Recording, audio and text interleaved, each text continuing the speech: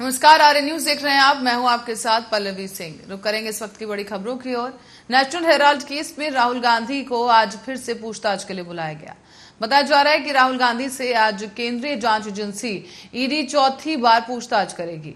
इधर राहुल गांधी की पूछताछ से पहले ही कांग्रेस ने प्रेस कॉन्फ्रेंस की है, जिसमें कांग्रेस नेता अजय माकन ने कहा कि कांग्रेस आज ईडी दफ्तर तक मार्च नहीं करेगी, बल्कि जंतर मंतर पर सत्याग्रह करेगी। इधर पुलिस ने जंतर मंतर पर 1000 लोगों को एकजुट होने की इजाजत दे दी है।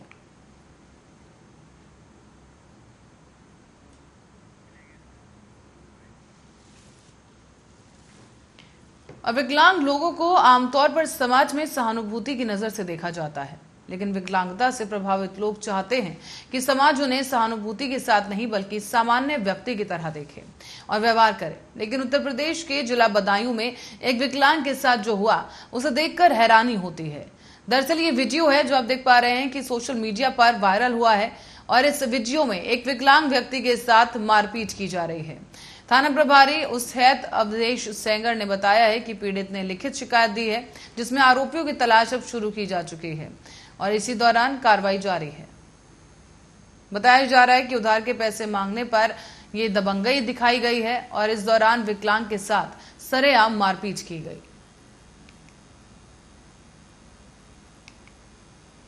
ना क्या हमने पैसे मांगे भैया, इसीलिए मुझे देख लो कितना मारा है, खून भी निकला है और देख लो पेट दिखा दो खोल क्या के। क्या किसके पैसे मांगे, कैसे दिए? मैंने अपने पैसे मांगे भट्टे से, ये मेरे साथ में गया था, ये तो भागे आया वहाँ से, मुझ पे इसके पैसे गए कट। किसके मांगे थे पैसे? क्या नाम है उसका? कालू। कालू कौन का? पिता का क्या नाम है उसके? बेचे। अब हम कार्रवाई जा चाहते हैं सर, चाहे पैसा मिले या ना मिले, मगर उनकी ऐसी इबादत हुई है जो बेकबू काऊ से बोला है ना। आपने थाने स्तर पे कोई तहरीर दी है? हमने अभी तक कुछ भी नहीं दी है भैया। तो क्या आगे क्या सोचा आप? तहरीर हमने पैसे मांगे तो बस डायरेक्ट मारा है, तो तहरीर नहीं देंगे। अब बताओ क्या करेंगे, अब विकलांग का आदमी।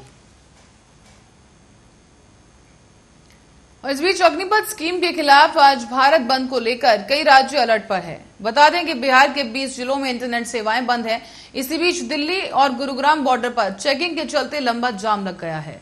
जगह जगह पुलिस को तैनात कर दिया गया और बैरिगेटिंग करने के बाद बॉर्डर एरिया पर पुलिस मुस्तैद है।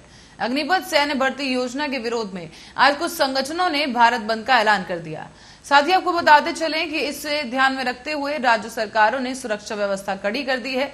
आरएएफ और जीआरपी को हाई अलर्ट पर रखा गया है। सुरक्षा बलों को हिंसा करने वाले प्रदर्शनकारियों से सख्ती से निपटने के भी निर्देश दिए गए। उनसे हिंसा करने वालों के खिलाफ संगीन धाराओं के तहत कार्रवाई करने के लिए कहा गया है और भारत बंद के दौरान हर गतिविधि की सतर्कता पूर्वक निगरानी की जाने की बात कहेगी।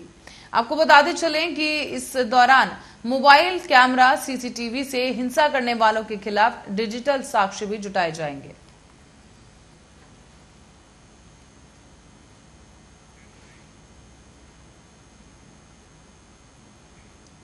और उत्तर प्रदेश में बीते दिनों मुलायम सिंह की बहू और बीजेपी नेता अपर्णा यादव को जान से मारने की धमकी दी गई।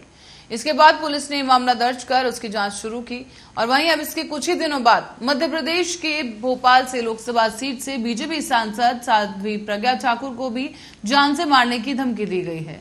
अब अपर्णा यादव और बीजेपी सांसद को मिली धमकी को लेकर सुरक्षा एजेंसियों की जांच में बड़ा खुलासा हुआ।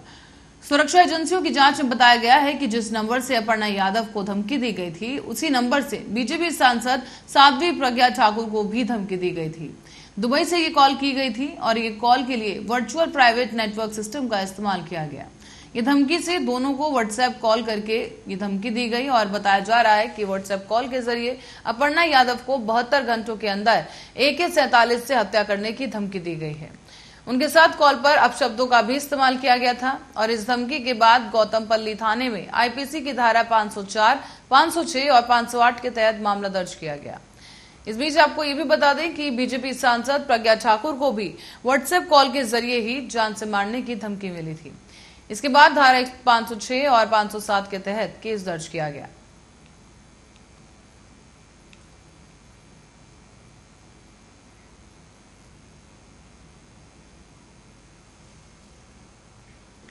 और इस बीच रुक करेंगे असम का, जहां भारी बारिश के चलते बाढ़ के हालात अभी भी बने हुए हैं। ताजा जानकारी के मुताबिक लगातार हो रही बारिश और बाढ़ के चलते अब तक 8 लोगों की जान जा चुकी है, जबकि 42 लाख लोग घर से बेघर हो गए। बताया जा रहा है कि हालात इतने बदतर हो गए कि लोगों को उनका जो जनजीवन है वो अस्त व्यस्त हो चुका है। सड़कें पानी में डूब गई हैं और इसी के कारण लोग एक जगह से दूसरी जगह तक जा नहीं पा रहे। असम में बाढ़ के चलते 42 लाख लोग अपने घर से बेघर हो गए हैं, तो वहीं हजारों लोगों को अपना घर मजबूरी में छोड़ना पड़ा। अब भारतीय सेना की ओर से लगातार राहत और बचाव अभियान चलाया जा रहा है। एक आधिकारिक बयान में जानकारी दी गई कि गंभीर रोगियों, बुजुर्ग और महिलाओं और बच्चों समेत लगभग 4500 फंसे स्थानीय लोगों को बचाया गया है।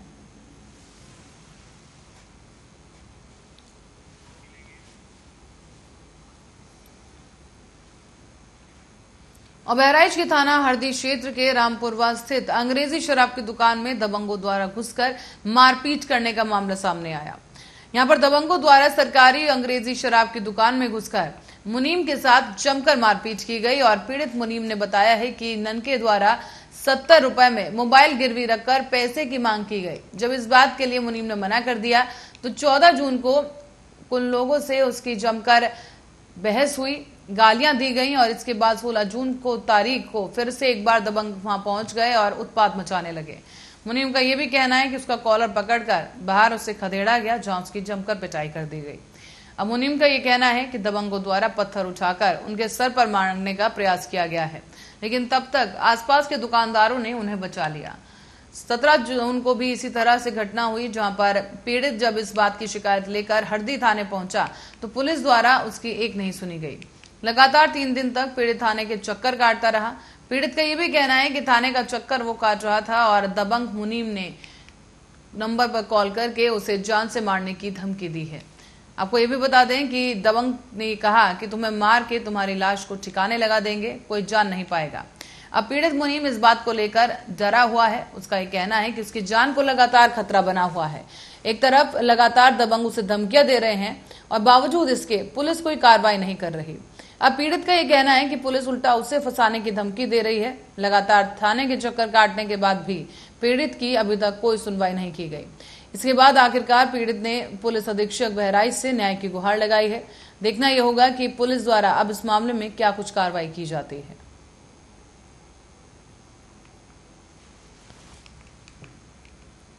आपको 5 बजे के आसपास बालाग्राम और ननकी आए हमारी दुकान पर मोबाइल रखने के लिए कि मोबाइल रख लो और हमको 70 रुपये दे दो। तो हमने मोबाइल रखने से मना कर दिया। उसके बाद में दारू वारू की गाली की ओर लेके चले गए। फिर 16 तारीख को शाम को 3 बजे के आसपास फिर आए दोबारा।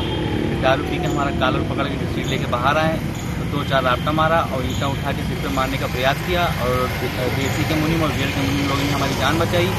उसके बाद में धमकी दिया कि उनको जान से मार देंगे, खुद से गाड़ देंगे, तुम्हारे घर वालों को लाश नहीं मिलेगी। 17 को गए थे सुबह, तो सर वहाँ पे एप्लीकेशन दे के आए, लेकिन कोई कार्रवाई नहीं किया गया। क्या नहीं किया गया? रिपोर्ट दर्ज नहीं किया। कितने दिन से थाने का चक्कर काट? 4 दिन से। आज कहाँ आए हैं? सर आज आए हैं SP ऑफिस आए हैं। उसके बाद फिर वहाँ दुकान पे पुलिस उल्टा हमको धमका रही है। आपको धमका रही है? क्या कह रही है पुलिस? पुलिस वाले कह रहे हैं कि मतलब उल्टा धमका रहे हैं कि हाँ चोरी का मतलब मामला बता रहे हैं, झूठा इल्ज़ाम लगा रहे हैं कि चोरी का मामला दर्ज किया है। सर 14 तारीख को शाम को 5। और अब खबर बहराइच से है, जहां अंतर्राष्ट्रीय योग दिवस की तैयारियां जोरों पर हैं। इसी को लेकर योग पखवाड़ा चल रहा है, जहां जिलाधिकारी ने मारवाड़ी समाज के द्वारा रखे गए योग शिविर में आयोजन में शिरकत की है। वहां पहुंचकर उन्होंने योग भी किया और साथ ही लोगों से अपील करते हुए कहा कि 21 जून को होने वाले अंतर्राष्ट्रीय योग दिवस के दिन पूरा जनपद प्रतिभाग करे। अगर हम लोग करेंगे तो निश्चित रूप से हम सब स्वस्थ रहेंगे।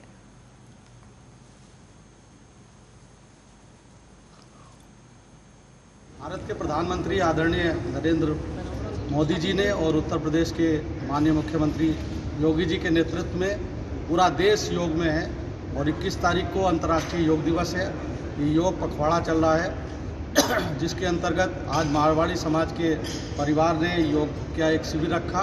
मुझे प्रसन्नता है कि इसी प्रकार के शिविर के आयोजनों से पूरे जनपद बहराइच में पूरा जनपद ही योगमय हो जाएगा और सब निरोग रहेंगे, स्वस्थ रहेंगे। मेरा सभी से अनुरोध है कि 21 तारीख को अंतर्राष्ट्रीय योग दिवस में अधिक से अधिक लोग प्रतिभाग करें और अपने जनपद के जो सभी लोग अगर योग करेंगे तो निश्चित रूप से हमारा बहराइच स्वस्थ रहेगा, निरोगी रहेगा और अपने एक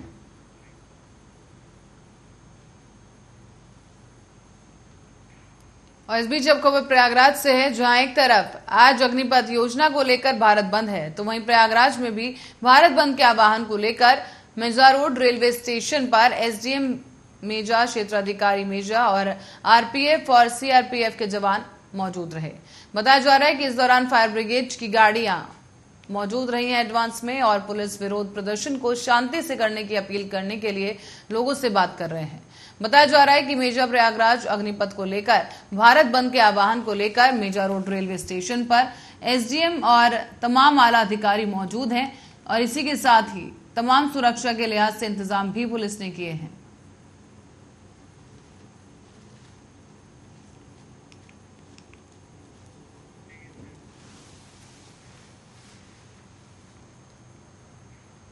सेना में भर्ती को लेकर केंद्र सरकार की अग्निपथ योजना को लेकर अब उत्तर प्रदेश में युवाओं का विरोध प्रदर्शन लगातार जारी है। सोमवार को भी देखा जा रहा है प्रदर्शन, और इस दौरान अब यूपी में कई जगह हिंसक घटनाएं भी देखने को मिली। इस कारण ट्रेनों की आवाजाही पर बेहद असर पड़ा है। इन हिंसक घटनाओं के मामले में अब तक कुल 387 लोगों को गिरफ्तार किया जा चुका है। यूपी में गृह विभाग की ओर से रविवार को एक बयान भी जारी किया गया, जिसके मुताबिक प्रदेश में अग्निपथ योजना के खिलाफ हुए हिंसक प्रदर्शनों के मामले में राज्य के 14 जिलों में अब तक कुल 34 मुकदमे दर्ज किए जा चुके हैं, जबकि 387 लोगों को गिरफ्तार किया गया है। विभाग के अनुसार बलिया में सबसे ज्यादा 109 लोग गिरफ्तार किए गए, जबकि सहारनपुर में 43, जौनपुर में 41 और अलीगढ़ में 35 लोगों को गिरफ्तार किया गया है। अग्निपथ योजना के विरोध के कारण दिल्ली हावड़ा रूट पर चलने वाली यूपी की 2 दर्जन से ज्यादा ट्रेनों को भी सोमवार को रद्द कर दिया पड़ा। इस दौरान आपको बता दें, पहले शनिवार और रविवार को भी प्रयागराज से आने जाने वाली करीब 82 ट्रेनों को निरस्त कर दिया गया था।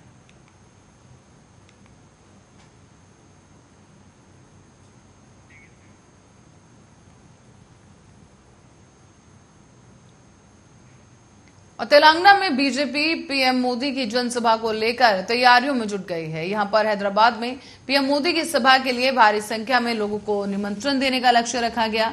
साथ ही साथ बीजेपी की तेलंगाना इकाई ने 3 जुलाई को हैदराबाद में पार्टी की राष्ट्रीय कार्यकारिणी की बैठक के अंत में होने वाली प्रधानमंत्री नरेंद्र मोदी की जनसभा के लिए कम से कम 10 लाख लोगों को जुटाने का लक्ष्य रखा है।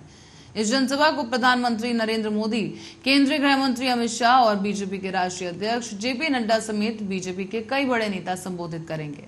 तो वहीं राष्ट्रीय कार्यकारिणी समिति के राष्ट्रीय प्रभारी और राष्ट्रीय बीजेपी ओबीसी मोर्चा के अध्यक्ष ने इस संबंध में तैयारियों का जायजा भी लिया है। सांसद बंदी संजय कुमार ने रविवार को ये प्रदेश कार्यालय में निर्वाचन क्षेत्र प्रभारियों के साथ एक बैठक की अध्यक्षता भी की।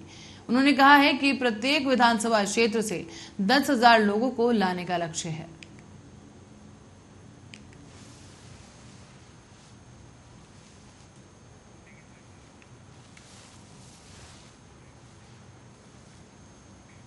और इस बीच बड़ी खबर सामने आई है रायबरेली से, जिससे आपको रूबरू करा दें कि रायबरेली में जमीनी विवाद के चलते दबंगों ने घर में घुसकर महिलाओं के साथ मारपीट की है।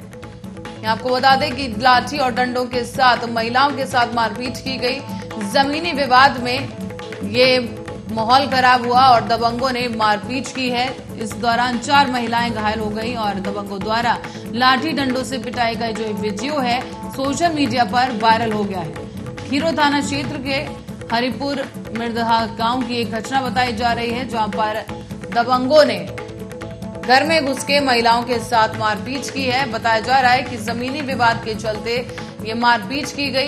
हालांकि अब तक कोई गिरफ्तारी नहीं हुई है, कोई पुलिस की कार्रवाई सामने नहीं आई, लेकिन ये वीडियो तेजी के साथ सोशल मीडिया पर वायरल हो गया है।